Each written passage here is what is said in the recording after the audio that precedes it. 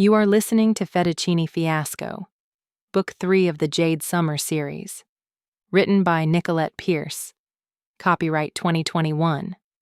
Audio copyright 2025 by Pierced Heart Publishing. Digitally narrated with full cast of voices.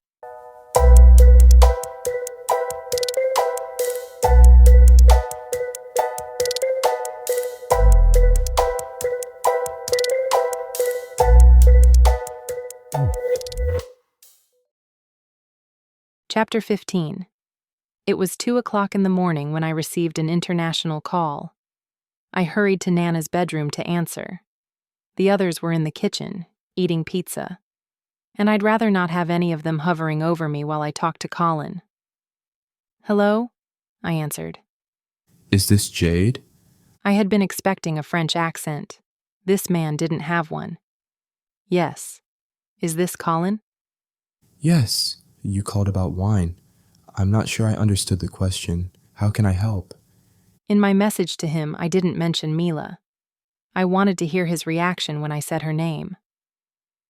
"I actually wanted to talk to you about Mila," I said. Who? Mila. I'm sorry, I don't know who that is. I paused. If Mila had changed her identity, then he wouldn't know who I was talking about. "Listen, I know this isn't making sense right now," I said. "Bear with me for a moment. I believe you know a woman under a different name than I know her. To me, she is Mila, and she went missing. I know she buys your wine, and I have a feeling you two are either related or had some kind of friendship." I'm sorry, I still don't know who you are talking about. She's 28, about 5'3", dark brown hair currently with purple highlights. She wears trendy clothes and never seems to worry about money. Well, until recently. Has a wistful love for your wine and serious skills with graphic design. Does any of this ring a bell, or should I continue? I'm sorry, I still don't know who you are talking about. I'll have to cut this conversation short. I have a meeting I need to go to. Can I send her picture? Yes, email it to me. My email is on the website. Thank you. He disconnected. I sat on Nana's bed, deflated. He didn't know her. I was so sure he would. Maybe a photo of her would jog his memory, but I had hoped they were close enough that he wouldn't need one. With a sigh, I made my way back into the kitchen.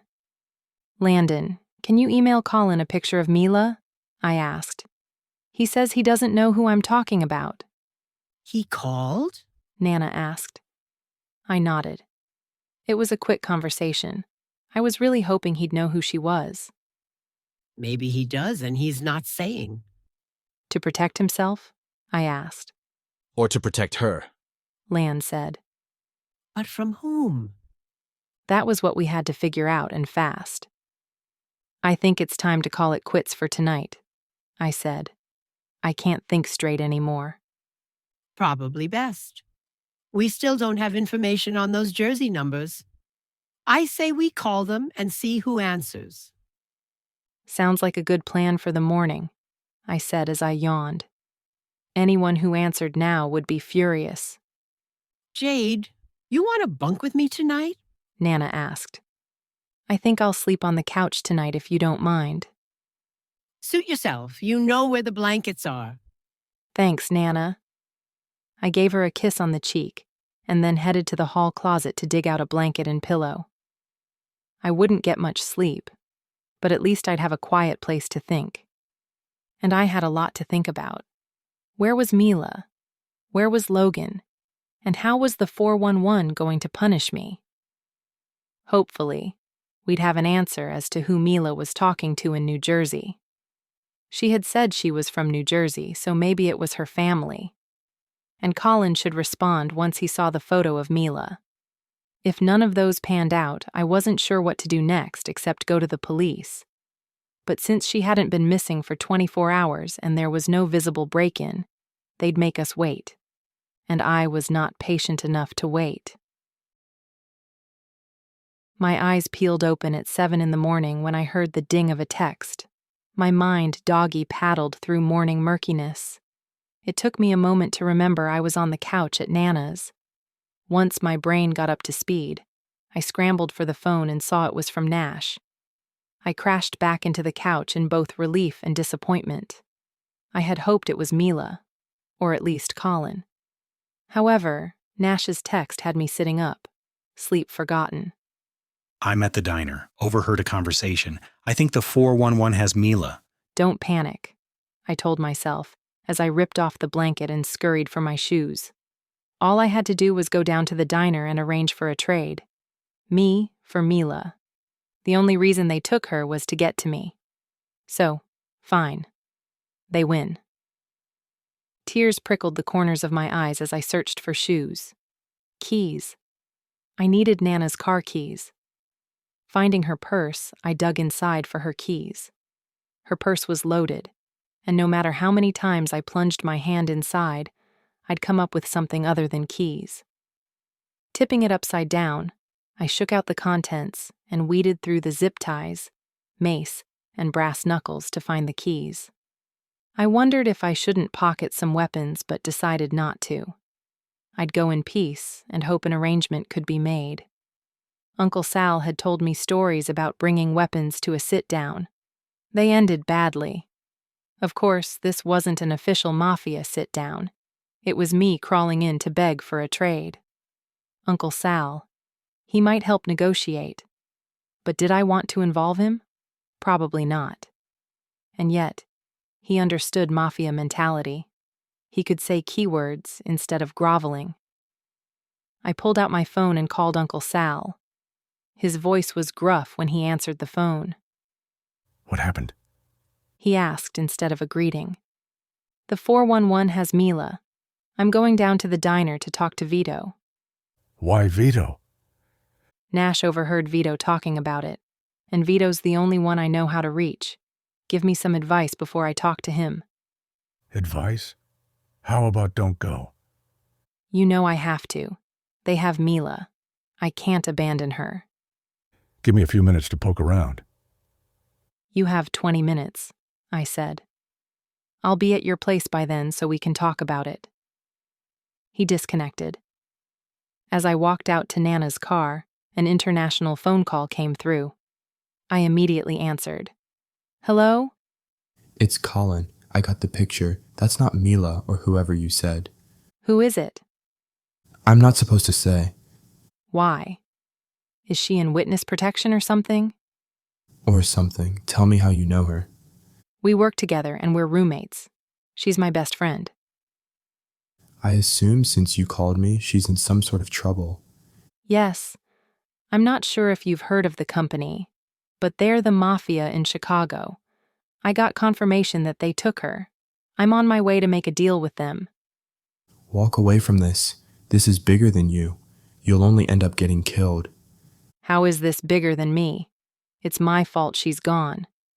Listen, I can't say more. I took an oath and I have to stick by it. I've had to move on with my life, and so do you. You can't help her. Walk away.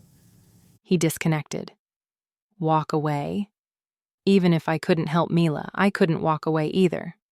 No, I had to go and hope for the best. There had been no discussion when I stopped by Uncle Sal's place. He had been waiting outside his apartment building. I didn't even come to a full stop when he yanked open the passenger door, sat down, and said, Drive. And there was still no discussion on the drive to the diner. I got a total of 3 words from him.